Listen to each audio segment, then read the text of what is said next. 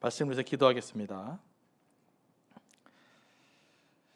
성령님, 이 시간도 우리를 충만케 하시고 우리에게 필요한 말씀으로 채워주시고 우리를 향한 주님의 음성 듣게 하여 주옵소서.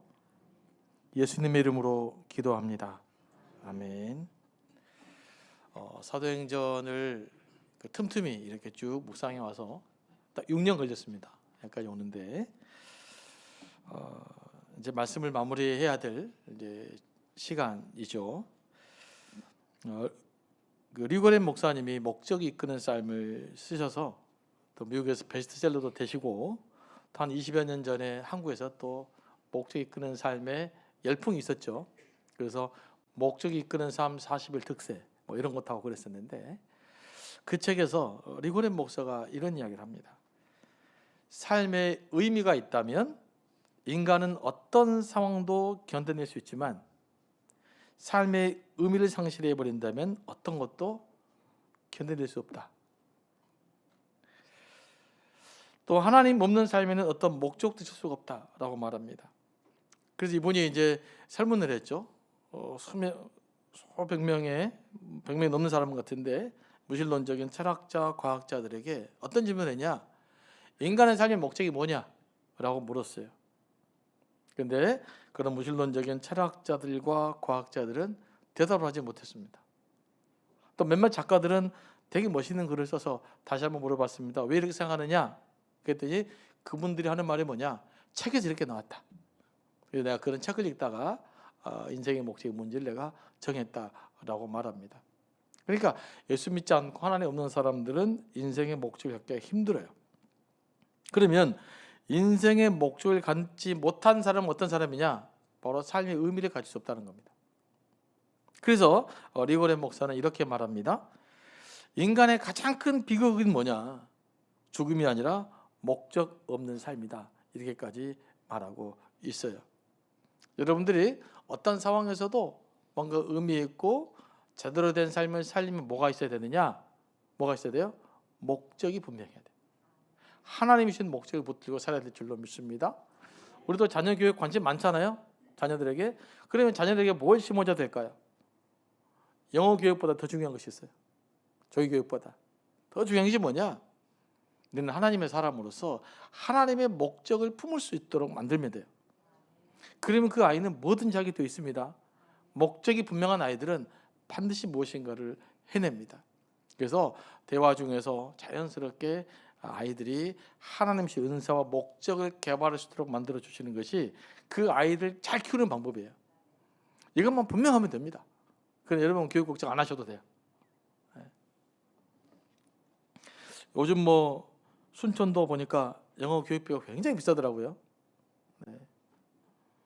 저는 그렇게 비싼지 엊그제 처음 알았습니다. 그렇게 많은 비용을 지불하지 마시고 목적을 잘 가르치시기 바랍니다. 바울은 기독교를 세계화시킨 인물이라고 할 수가 있어요.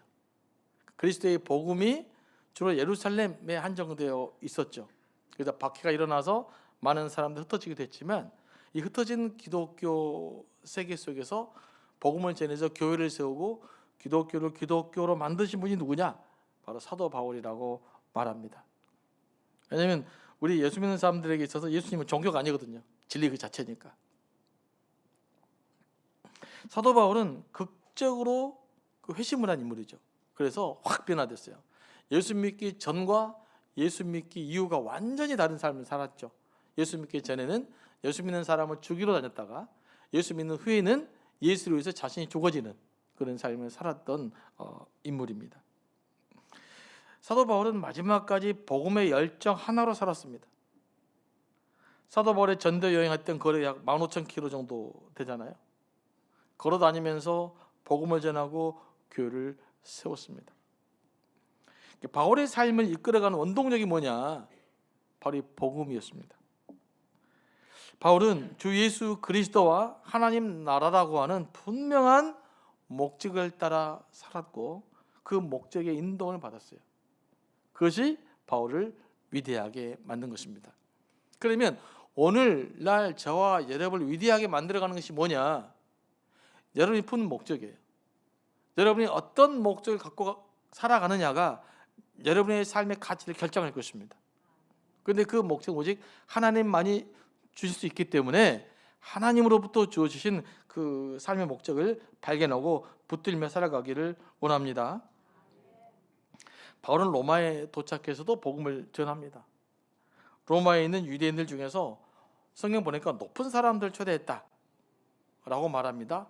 여기서 높은 사람들은 당시에 뭐 로마로 가서 약간 좀 뭐 공무원을 하거나 아니면 이제 사업에 성공한 사람, 그런 사람들을 높은 지위를 갖게 되는 거죠.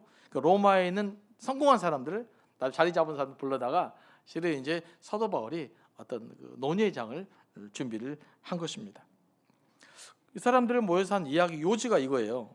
성경에 이제 개역개정이 기록되어 있는데 정리해 보면 바울 자신이 유대인들의 율법과 조상들의 관습을 배척한 일이 없다라고 말합니다. 왜냐하면 바울이 전도할 때 유대인들이 그 핍박을 했는데 그 이유가 뭐냐면 사도 바울이 율법과 조상들의 관습을 배척했다. 그러니까 나는 그런 일이 없다. 뭐 이런 이야기를 먼저 하는 겁니다. 두 번째, 유대인은 로마 총독은 바울이 사형달 만한 죄가 없다고 판결했다. 무죄 판결하려고 했다라는 겁니다. 그러니까 나는 법적으로는 사형달 만한 죄를 짓지 않았다. 그다음 세 번째는 뭡니까? 바울이 황제에게 그 상소한 것은 유대인들을 고발하기 위함이 아니다. 총독이 풀어주려고 했는데 유대인들이 하도 반대하니까 내가 마지 못해서 상소한 것이다. 이렇게 약간 읍소하는 표현을 합니다. 그리고 네 번째, 바울이 유대 지도자들을 부르는 것은 이스라엘의 소망 때문이다. 그런데 바울이 생각하는 이스라엘의 소망은 뭘까요? 바로 예수 그리스도. 그러니까 예수 그리스도 이야기하기 직전까지 이렇게 사도 바울은 자신을 최대한 낮추고 유대인들의 오해를 풀고 그 마음을 상하지 않게 만든 거예요. 자, 그래야 바울의 말을 들을 것 아니겠습니까? 만약에 유대인들이 그 바울을 보고 대화하기 전에 저 사람 우리 율법을 배척한 사람이다. 세상 우리 유대인들로 가이사에게 고발한 사람이다. 이런 잘못된 소문을 들었다면 어떻게 될까요? 이미 사도 바울의 말을 듣기 전부터 어긋나 버린 거죠. 들려오겠어요? 사람의 이야기는요, 내가 마음을 열고 들으려고 해야 들립니다. 여러분 그런 경우 많이 있지 않습니까? 앞에서 계속 이야기하는데 나는 하나도 못 들어. 뭐 그런 경우 없으신가요? 네, 먼 산만 보고 있는 것이죠. 내가 뭐라고 그랬어 그러면 잘 모르겠는데 뭐 그러잖아요. 앞에서 이야기를 다 했어요. 내가 관심을 갖지 않아요. 관심을 기울이지 않아요. 마음을 닫아버려요. 그러면 아무 소리도 안 들립니다. 뭐 그러다가 부부싸움 하신 분들 많잖아요. 왜 내가 말했는데 안 들었냐? 내가 언제 말했냐? 뭐 그러잖아요. 그것이 뭡니까? 말했는데 못 들은 거예요. 그래서 바울은 유대인들이 자신에 대해서 거부감을 갖지 않도록 조심스럽게 겸손하게 말했던 것입니다. 우리가 때로는요 이런 겸손한 자세가 필요합니다.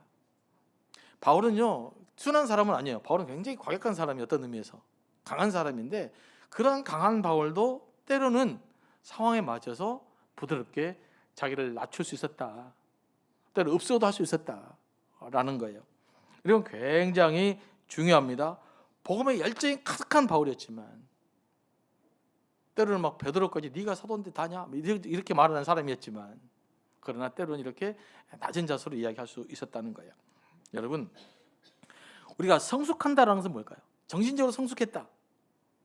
사상적으로 성숙한다. 그게 뭘 의미할까요? 성숙할수록 유연성이 큽니다. 뭐라고요? 성숙할수록 유연해요. 그러니까 본질에 대해서는 아주 분명하지만 유연하게 받을 수 있는 수용성이 있는 거예요. 그게 성숙한 사람이에요. 나는 일사천리 이 한 가지 목표만을 살았다. 이거 잘못하면 고집입니다. 이 고집 부리면 큰일 나요. 그래서 내가 여러분이 성숙한 잣대를 보려면 근본적인 것이 흔들리지 않는 한에는 좀 여유롭게 수용성 있게 좀 받아들일 수 있어야 돼요. 저는 우리 대한민국 이거 회복됐으면 좋겠어요. 너무 수용성이 없어. 아무것도 아닌 거 가지고 그냥 막 목숨을 걸고. 그러니까 쉽게 해결할 수 있는 것, 해결하지 못한 일들이 우리에게 벌어지고 있는 것 아니겠습니까? 어쨌든 다행히도 율법을 배척한다는 바울에 대한 소문이 로마에 있는 유대인들까지는 전해지지 않았어요. 그래서 그들은 뭐만 알았냐? 그 예수 믿는 사람들, 기독교를 유대인들이 반대한다, 이런 소식 누가 들었다. 하지만 바울에 대해서는 구체적인 소문을 우리는 들은 바 없다라고 말합니다. 그래서 이제 바울과 유대의 나름대로 이제 지도자들이 대화할 수 있는 장이 생긴 것이죠. 그리고 이들은 또 도대체 왜 그 유대인들이 기독교를 반대하는지 사도 바울을 통해서 이야기 좀 듣고 싶었어요. 그러다 보니까 이제 서로 사도 바울은 복음을 전하고 싶고, 또 기독교에서 듣고 싶은 사람들의 관심사가 맞아떨어져서 만남이 가능하게 됩니다. 이제 날짜를 정해서 바울이 머무는 집에 다시 모였습니다. 여러분 이렇게 생각할 수 있어요. 아니 바울이 감옥에 있는데 왜 이렇게 막 사람들이 모일 수 있지? 감옥이 있었던 감옥은 우리가 생각하던 그런 일반적 감옥이 아니에요. 바울이 특별하게 뭐 로마 황제에게 항거한 적도 없고, 또 종교 문제이기 때문에 로마 시민권자에서 굳이 큰 감옥에 가둘 필요가 없었던 거예요. 그래서 로마 시민권자에게 혜택을 베풀어줬는데 뭐냐면 요즘으로 말하면 가택연금 같은데 집을 구해서 거기서 군인들이 지키고 그 안에서만 살게 만든 거죠. 그 사람이 오고 가는 것은 허용해 줬던 것입니다. 사도 바울이 로마 시민으로서의 특권을 아주 잘 또 사용했고, 또 그것이 사도 바울이 전도할 때 유리하게 활용하게 된 거죠. 그래서 사도 바울이 비록 감옥에 있다고는 하나 사람들 접촉할 수 있었고, 사람들 초대할 수도 있었고, 이야기할 수도 있었던 것입니다. 바울은 아침부터 저녁까지 하나님의 나라를 증언합니다. 성경의 모세와 율법과 선지자들이 그 전하는 말씀을 이용해서 이 말씀이 예수님께 해당되는 거다라고 하는 것을 유대인들에게 증명하기 시작한 거죠. 성경을 통해서. 이제 바울의 강의를 듣는 사람 중에 바울의 말을 믿고 받아들이는 사람도 있었고 그렇지 않는 사람도 있었어요. 그런데 오늘 성경 말씀 보니까 두 그룹의 생각이 맞지 않았다고 기록되어 있어요. 무슨 일이 일어난 걸까요? 바울의 말을 듣고 믿을만하다 그렇다라고 하는 사람들하고, 이건 말도 안 되는 사람들하고 의견 차이 있고 끝난 게 아니라 뭐가 있었을까요? 그래서 어떤 논쟁이 일어나 버린 거예요. 사도 바울이 깝깝한 거죠.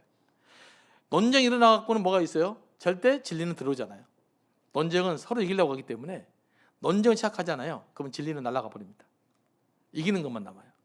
근데 그런 일이 이제 벌어져 생겼단 말이에요. 사도 바울이 복음 열정 있는 사람이 얼마나 답답해요. 믿고 누가 세례를 받든지 아니 말든지 뭐 그래야 되는데 논쟁이 일어나니까 이제 사도 바울이 좀 뭐라 그럴까 책망적으로 말하는 말씀이에요. 25절 후반절부터 26절까지 다 같이 한번 읽어볼까요? 네, 시작. 성령이 선지자 이사야를 통하여 너희 조상들에게 말씀하신 것이 옳도다 일러시되 이 백성에게 가서 말하기를 너희가 듣기는 들어도 도무지 깨닫지 못하며 보기는 보아도 도무지 알지 못하는도다, 이렇게 말씀하고 있습니다. 무슨 말입니까? 과거에 어찌 이스라엘 백성들이 하나님의 말씀을 듣지 않고 선지자의 말을 듣지 않는 이스라엘 백성들과 니들 똑같냐, 이렇게 말하고 있는 거예요. 과거에도 그랬어요. 하나님의 사람, 뭐 엘리야와 같은 하나님의 사람, 에레미야와 같은 하나님의 사람, 아모스와 같은 정의 예언자들, 이들이 끊임없이 회개를 선포했지만 이스라엘 백성들이 듣지 않았어요. 회개하지 않았어요. 그래서 어떻게 됩니까? 결국 나라가 망하게 됐잖아요. 지금 유대인들이 그렇게 말하고 있는 거예요. 그 당시에 선지자들의 말을 듣지도 않고 결국 나라가 망한 것처럼 왜 너희들 지금도 똑같다 진짜, 이렇게 이제 사도 바울이 꾸짖는 거예요. 그런데 이 말씀이 오늘 우리에게도 적용이 됩니다. 믿지 않는 사람들은요, 일반 세상 사람들은 듣기는 들어도 잘 깨닫지 못해요. 보기는 보아도 잘 믿지 못해요. 왜 그럴까요? 일단 관심이 없어서 그래요. 관심을 기울이지 않기 때문에 그래요. 그러니까 안 들리는 거예요. 곰곰이 생각하고 인생의 실정으로 생각하고 내가 인간이 이러구나, 인간이 참 죄인이구나, 이걸 깨닫게 되면 복음이 들리는데 이 관심이 없어. 그러니까 이제 복음이 잘 안 들리게 되는 것입니다. 우리가 또 다른 사람과 관계할 때도 마찬가지죠. 어떤 사람이 관계를 잘합니까? 다른 사람의 말을 잘 들어주는 사람이 인정받아요. 여러분 관계를 잘하고 싶습니까? 잘 들어주시면 됩니다. 그럼 그냥 다 되게 돼 있어요. 근데 어떤 분들은 말이 많아. 나는 1분 하고 있는데 저 사람 10분 이야기해. 그러면 이제 세너 번 만나잖아요. 그러면 안 만납니다. 나도 말하고 싶거든. 근데 니만 말해. 그러면 안 되는 거예요. 그래서 뭘 잘해야 되냐? 듣는 걸 잘해야 돼요. 그러려면 이게 마음의 문제가 되는 거죠. 그러면 이들이 듣지 못한 이유를 27절에 기록하고 있어요. 27절 말씀 보면 백성들의 마음이 어두워졌기 때문이에요. 그러니까 마음이 어두워져서 하나님의 말씀을 듣지 못했던 것, 보긴 보아도 보지 못했던 대표적인 인물이 바로 애굽의 바로잖아요. 그래서 지금도 많은 사람들이 복음을 들어도 이미 마음이 차단되어 있기 때문에 복음이 들리지 않은 것이죠. 수많은 사람들 소통에 오류가 일어나는 것도 잘 들으면 답이 있어요. 듣지 않고 나만 주량하기 때문에 지금 답을 못 찾고 있는 것입니다. 저는 이 대한민국의 문제도 서로 들으려고 하면 전 답이 있다고 믿어요. 그런데 우리 사회의 문제가 뭡니까? 서로 안 들어요. 서로. 그러니까 끊임없는 갈등이 진행되고 있는 것입니다. 우리가 신앙생활을 바로 하려면요, 말씀이 들리고 말씀이 이해돼야 돼요. 그래야 신앙생활에 맛이 있는 거거든요. 그러려면 우리의 어두운 마음, 우리의 완고한 마음을 내려놓아야 됩니다. 오늘 나에게 필요한 말씀이 무엇인가? 오늘 내게 주신 하나님의 말씀이 무엇인가? 이렇게 열린 마음으로 듣기 시작하면 들립니다. 여러분, 성경이 잘 이해가 안 되신 분들은요, 첫 번째 마음의 문제예요. 그래서 마음부터 이렇게 긍정적으로 이해하시기 바랍니다. 여러분에게 성령의 빛이 비춰져서 어둡고 완고한 마음이 사라지기를 원합니다. 그러려면 뭐 해야 되느냐? 기도하셔야 돼요. 하나님, 내 완고함, 내 고집, 내 생각 내려지게 하여 주옵소서. 그래서 마음이 들려지게 해주고 말씀이 들리게 하소서라고 기도하시기 바랍니다. 여러분, 신앙생활 하면서 가장 답답한 순간이 언제냐? 말씀을 들어도 아무런 감동이 없고, 성경을 읽어도 아무런 감동이 없고, 찬송을 해도 뜨뜻미지근하고, 기도를 해도 아무런 감동이 없어요. 이것처럼 신앙생활 하면서 답답한 일이 없어요. 그러지 않아요? 나는 말씀이 안 들려도 괜찮고, 찬송에서 감동이 없어도 괜찮고. 여러분은 지금 신앙생활 잘못하고 있는 겁니다. 영이 죽은 거예요. 그러지 않으면 답답해. 그러니까 신앙생활 하면서 제대로 살려면 정말 말씀이 들려오고 찬송이 감동이 되고 이렇게 감동이 있어야 되거든요. 그러려면 잘 들으셔야 돼요. 그래서 말씀이 들려오는 것을 위해 기도하시기 바랍니다. 이게 신앙생활의 본질이에요. 말씀이 들려오면 그 말씀에 따라 여러분의 삶은 자동스럽게 변화되게 되어 있어요. 그런데 말씀이 안 들려오니까 변화가 안 되는 거예요. 왜 나는 변화가 안 될까? 지금 내게 말씀이 안 들려오는 거예요. 그러니까 변화가 안 일어나요. 여러분, 변화를 원하십니까? 그래, 마음을 내려놓으시고 자꾸 말씀을 들으시기 바랍니다. 바울의 전도여행 전체를 살펴볼 때 유대인들은 바울이 전한 복음을 잘 믿지 못했어요. 또 본인만 안 듣고 안 믿는 것이 아니라 남들도 못 믿게 만들었어요. 남들도. 그래서 사도 바울이 전도하러 갈 때마다 사도 바울을 반대 유대인들이 막 파송돼요. 박해하고, 때로는 전도도 못하게 만들고, 또 거짓말 소문도 만들어내고. 그래서 어쩌면 사도 바울이 그렇게 멀리 돌아다니는지 몰라요. 조금만 지나면 막 이런 박해 세력도 있었기 때문에.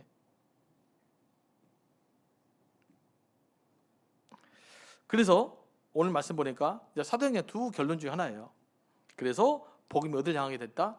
유대인들이 받아들이지 않으므로 복음이 이방을 향하게 된 거예요. 유대인들이 받아들이지 않으니까 복음이 서아시아를 쭉 건너서 유럽으로 넘어가게 됐다, 이 말입니다. 바울이 로마에서 유대인들의 복음을 전하면서 깨닫게 된 것이 뭐냐? 이방인을 위한 전도가 하나님의 뜻이다, 하나님의 계획이다라는 것을 깨닫게 됩니다. 그리고 뭐라고 말합니까? 오늘 기록되면 유대인들이 이방인들이 전한 복음을 듣게 될 거라고 말해요. 원래는 유대인들이 이방인들에게 복음을 전해야 돼요. 그런데 유대인들이 이방인들에게 복음을 전하는 일을 안 했어요. 그러니까 복음의 방향성이, 사역의 주체가 하나님 바꿔버린 거예요. 유럽 쪽으로. 그리고 지금은 이제 다시 거꾸로 즉 이방 사람들이 이스라엘에 전도하고 있습니다. 그러니까 세상에서 가장 전도가 안 되는 동네 한 군데가 바로 이스라엘이에요. 근데 그것에서 복음이 전해지고 있고 조금씩 개종자들이 일어나기 시작합니다. 그래서 제가 유대 랍비 개종자도 만난 적이 있고 유대 목사님도 지난번에 부산에서 본 적이 있어요. 유대인인데 자기들도 그래요. 나같이 예수 믿는 거 굉장히 드문 일이라고. 근데 그런 일들이 벌어지고 있는 것이죠. 저는 이런 상황들을 묵상하면서 교회가 복음이 서지 못하고 하나님의 말씀이 들려오지 않고 말씀에 대한 감동이 사라지고 하나님의 말씀을 믿지 못하면 하나님이 우리의 사역의 주체를 바꿔버릴 것입니다. 우리가 길을 쓰고 뭐 서로 사랑해서 뭐 해보자 소용이 없어요. 말씀이 들려야지. 말씀의 감동이 있어야죠. 복음의 원리를 충실해야죠. 그래야만 제가 하나님께서 이 교회를 지켜갈 줄로 믿습니다. 유대인들이 복음을 듣지 않으니까 복음이 로마라고 하고 로마하고 타락하니까 하나님께서 복음을 방향성을 어디로 돌립니까? 독일과 영국, 미국으로 방향하게 만들고 유럽 교회가 힘을 잃어가니까 복음이 아시아와 한국으로 넘어오게 된 거예요. 그러면 우리 한국 교회가 이 하나님의 복음적 사명을 잘 감당하려면 지금 잘해야 됩니다. 복음의 사명, 복음의 본질 이것들을 잘 지켜내야 될 줄로 믿습니다. 이것 못 때문에 한국 교회는 어찌됐든 타락할 쇠락할 수밖에 없어요. 사람들이 진단합니다. 미래가 어쩐다. 앞으로 어떤 시대가 어떻게 될 것인가. 여러분이 미래를 어떻게 진단해요? 우리에게 주어진 것은요 미래가 아니라 오늘이에요. 오늘을 어떻게 복음적으로 잘 살아내느냐. 이게 미래는 오늘에 달려 있는 거예요. 자꾸 미래만 생각해가지고 오늘을 놓치면 안 됩니다. 그래서 근본적으로 제가 볼 때 많은 일리는 있지만 맞지 않아요. 교회는 복음의 열정이 있고 복음의 감동이 있고 말씀의 감동이 있으면 살아나는 거예요. 그러니까 여러분들이 신앙생활하면서 가장 관심을 기울여야 될 것이 뭐냐. 하나님의 말씀이 들려오는 거예요. 아 그렇구나. 그렇게 살아야 되겠구나. 맞습니다. 아멘 라고 하는 이 역사가 우리 가운데 일어나야 될 줄로 믿습니다. 요즘 이런 이야기가 좀 곤란하긴 한데 요즘에 이제 이렇게 한번 목사님들이 참 저도 불편한 분들이 있어요. 막 폭력을 조장하고 정치적으로 도를 넘는 발언을 많이 합니다. 이거는 참 안 될 일이죠. 물론 이슈는 있을 수 있어요.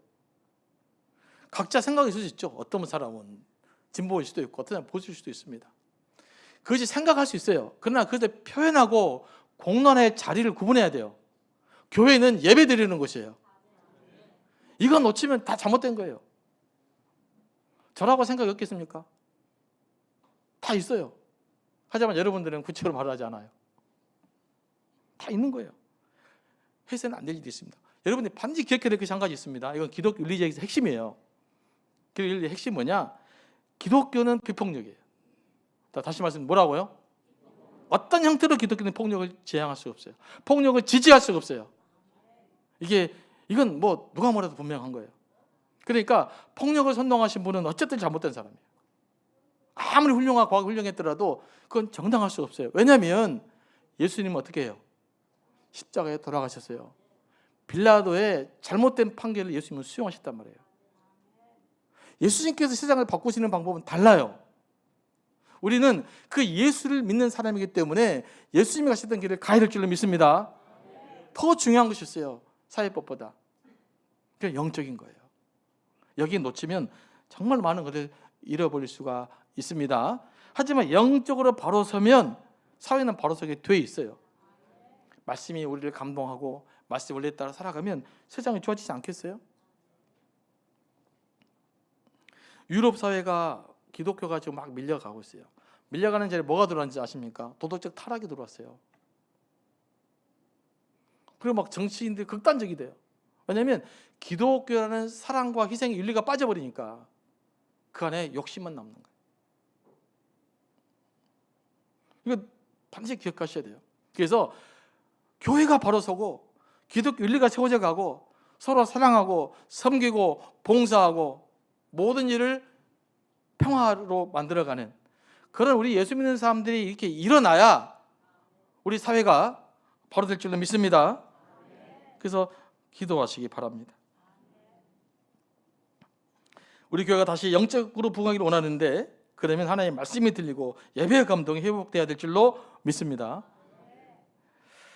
로마서에서 바울의 삶은 31절로 요약됩니다. 바울 어떤 삶을 살았는가?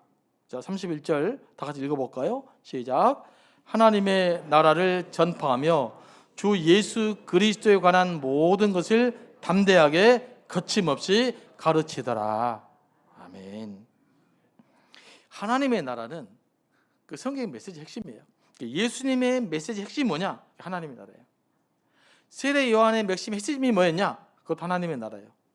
오늘 사도 바울의 설교 핵심이 뭐냐? 그것 하나님의 나라예요. 사도 바울은 하나님의 나라는 오직 하나님의 은혜로, 오직 예수 그리스도에 대한 믿음만으로 갈 수 있다라고 말하는 거예요. 그러니까 하나님의 나라는 진리에 도달한다고 합시다. 그 진리에 도달하는 길이 뭐예요? 오직 예수님을 통해서만 그 자리에 도달할 수 있다. 이게 사도 바울이 가르치는 핵심이에요. 그래서 성경 우리에게 사도 바울은 모든 사람이 죄인이다 라는 것은 뭘까요? 내가 죄인이면 딱 깨닫잖아요. 그럼 뭐가 필요할까요? 하나님의 은혜가 필요해져요. 내가 죄인임을 쭉 깨닫잖아요. 그런 믿음이 필요해져요. 그래서 당신들은 죄인입니다 라는 말은 당신들은 하나님의 은혜와 믿음이 필요한 사람들입니다 라는 표현이에요. 그렇게 성경 이해하시면 잘 이해될 거예요. 학자들은 하나님의 나라가 이미와 아직 사이에 있다는 어려운 단어를 씁니다. 이게 무슨 뜻이냐? 하나님의 나라는 예수님과 함께 본격적으로 시작이 됐어요. 하지만 지금 우리가 살아가는 기회는 아직 완성되지 않는 하나님의 나라를 살고 있어요. 예수께서 재림하실 때 하나님의 나라가 완성이 됩니다. 우리는 그 하나님의 나라가 완성될 때까지 중간 지금 지대에 살고 있는 거예요. 그래서 우리가 이 중간에 살아가면서 뭘 해야 되는가? 하나님의 영광을 드러내며 살아야 된다는 뜻이죠. 이 말은 또한 이 땅에 살아가는 동안에도 우리가 하나님의 나라를 맛볼 수 있다 없다요? 하나님의 나라를 경험할 수 있다는 거예요. 완전하지는 않지만. 그래서 교회는 어떤 곳이냐? 바로 하나님의 나라를 맛보고 경험하는 곳이에요. 이게 교회의 핵심이에요. 여러분 이 자리에 와서 뭘 경험해야 되느냐? 하나님의 살아계심을 맛보고 경험하는 거예요. 천국을 경험해야 돼요. 천국을 맛봐야 돼요. 이론으로만 있는 것이 아니라 실제로 경험해야 돼요. 그래서 주님이 주시는 평화를 맛보고 기도가 응답되고 병이 치유되고 삶의 의미를 발견하고 인생의 목적을 발견하고 성도의 교제를 통해서 진정한 삶의 위로를 받는 공동체가 바로 교회예요. 우리 교회에 이 일이 일어나야 돼요. 그래서 모든 성도 우리 안에 들어오면 이 일이 일어나야 될 줄로 믿습니다. 이게 서로 살아가는 교회의 본질이에요. 이 일도 우리가 잘 감당낼 수 있게 되기를 원합니다. 그래서 교회는 이 땅에 복음을 선포하고 하나님의 나라가 오게 해야 됩니다. 그럼 어떻게 하나님의 나라가 이 땅 가운데 임하게 되는가? 하나님의 백성이 모여서 하나님의 말씀에 순종하는 곳에 하나님의 나라가 임합니다. 우리 하나님 온전히 예배하는 곳에 하나님의 나라가 임합니다. 하나님을 찬양하고 하나님의 주권을 인정하는 곳에 하나님의 나라가 임합니다. 우리는 그 일들을 우리가 감당해야 될 줄로 믿습니다.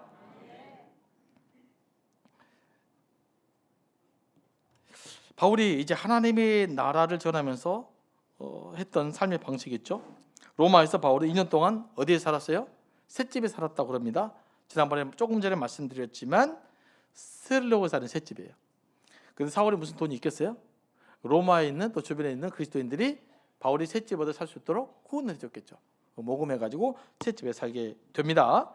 이제 가택 연금 상태였기 때문에 네모 안에 갇혀 있는 것보다 조금 더 여유롭게 생활을 할 수 있었습니다. 바울은 그래서 어떻게 살았습니까? 이제 편하니까 좀 잘 살아야 되겠다, 좀 쉬어야 되겠다 그랬습니까? 그러지 않아요. 자기 집에 오는 모든 사람들에게 복음을 전하고 강론했습니다. 뿐만 아니라 사도 바울을 관찰하고 있는, 보호 관찰하고 있는 시위대 사람들에게도 복음을 전했어요. 자, 빌립보서 1장 12절 말씀 이렇게 기록되어 있거든요. 옥중서신이에요. 빌립보서는 옥중서신이 뭐냐? 로마 감옥에 쓴 편지란 말이에요. 1장 12절 말씀 보면 이렇게, 개역 개정은 좀 어려운데, 나의 매임이, 내가 감옥에 갇힌 것이 예수님 때문이다 이야기를 하고 있어요. 그런데 내가 예수님 때문에 감옥에 갇혔다는 사실이 시위대 안과 밖에 모든 사람들에게 나타났다 이렇게 말하고 있어요. 그러면 바울이 예수님 때문에 감옥에 갇혔다는 사실을 시위대 모든 안과 밖의 사람들이 어떻게 알게 됐을까요? 바울이 만나는 사람마다 전도하는 거예요. 바울을 감시하는 사람이 하루 종일 지키는 거 아니잖아요. 교대로 지킬 거 아니겠어요? 교대한 사람에게 계속 복음을 전하는 거예요. 그러니까 저 인간 예수님 때문에 왔다 이렇게 소문이 났다 이 말이에요. 그리고 로마에는 복음의 열매도 있었어요. 사도 바울이 복음에 갇혀 지낸다는 사실을 듣고 사도 바울의 이야기를 듣는 사람들이 동기부여를 갖게 됩니다. 그래서 그들이 더 열심히 복음을 전해서 복음의 열매도 있게 됐다는 거예요. 어떤 곳에서는요, 바울이 다른 곳에서 감옥에 갇히지 않은 곳에서 복음을 전할 때보다 더 큰 영향력을 발휘하는 삶을 살게 됐던 것입니다. 우리가 그 영향력 있는 사람으로서 참된 그리스도인을 살아갈 때 중요한 것이 뭡니까? 장소가 중요한 것이 아니에요. 환경이 중요한 것이 아니에요. 어떤 삶으로 살아가느냐가 중요해요. 어떤 태도로 살아가느냐가 중요해요. 어떤 목적의식을 갖고 살아가느냐가 중요해요. 바울은 복음의 열정과 복음이라는 목적의식을 갖고 살았던 거예요. 그래서 바울은 위대한 사도가 될 수 있었던 것입니다. 31절은 사도행전이 이렇게 마무리합니다. 하나님의 나라를 전파하며 주 예수 그리스도에 관한 것을 모든 것을 담대하게 거침없이 가르치더라. 사도 바울은 복음을 전할 때 아주 담대하고 거침없이 복음을 전했습니다. 사도 바울이 이 복음을 전할 때만큼은 아주 당당하고 아주 담대했어요. 절대 비굴해하지 않았어요. 예수님 좀 믿어주세요 빌지 않았습니다. 예수 믿으세요 이렇게 한 거예요. 사도 바울이 이제 비시디아 안디옥에서 이고니로 넘어갈 때 사건이 하나 발생을 해요. 어떤 사건이 발생합니까? 바울이 복음을 막 전했는데 너무 박해가 심해. 그래서 복음 받아들이지 않았어요. 그때 복음 어떻게 이야기합니까? 네, 죄송합니다. 다음에 또 올게요. 그랬습니까? 안 그랬어요. 신발에 있는 먼지 탁 털어버렸어요. 나 안 온다. 니들 책임이다 이제. 예수를 감히 안 믿어? 책임 네 거다. 그리고 당당하게 떠났단 말이에요. 오늘 이 복음에 대한 자세를 이래야 돼요. 복음이 부끄럽지 않은 것이 아니잖아요. 근데 요즘 너무나 많이 복음을 부끄러워한단 말이에요. 물론 뭐 강요할 것은 아니지만 그러나 복음에 대해서 바울처럼 이렇게 당당함이 있어야 돼요. 그게 예수 믿는 사람이죠. 그래서 세상 사람들 여러분을 보면 참 저 인간도 왜 이렇게 당당하노? 아, 예수 믿는 것 때문에 그렇다. 그래야 매력이 있지 않겠어요? 매일 예수 믿으나 안 믿으나 그냥 막 빌빌하게 그냥 막 그러면 안 된단 말이에요. 그래서 여러분 복음은 우리를 담대하게 만들어가는 것입니다. 우리를 위축되게 하는 것이 아니라 우리를 살만하게 하는 것인 줄 믿습니다. 우리가 복음에 대해서 담대하지 못한 이유는요, 확신이 없었기 때문이에요. 부족하기 때문이에요. 사도 바울이 이렇게 당대할 수 있었을까요? 바로 주님을 깊이 만났기 때문에 그래요. 예수님을. 그리고 주님을 깊이 만나서 하나님 나라에 확신이 있었기 때문에 그래요. 우리가 복음을 좀 부끄럽다라고 하는 것은 뭘까요? 아직 주님을 더 깊이 만나지 못했기 때문에 그래요. 저는 주님이 인격적으로 깊이 만나게 되고 납니다. 그래서 사도 바울처럼 헷가닥하게 되면 이제 복음을 전할 수 있는 삶이 되는 거죠. 그러니까 예수 믿으면요, 좀 그런 경험이 좀 있어야 돼요. 그래서 그 열정으로 살아갈 때 하나님은 우리를 통해서 큰 일을 해낼 수 있으리라고 믿고 우리 또한 행복한 삶을 살 수 있으리라고 믿습니다.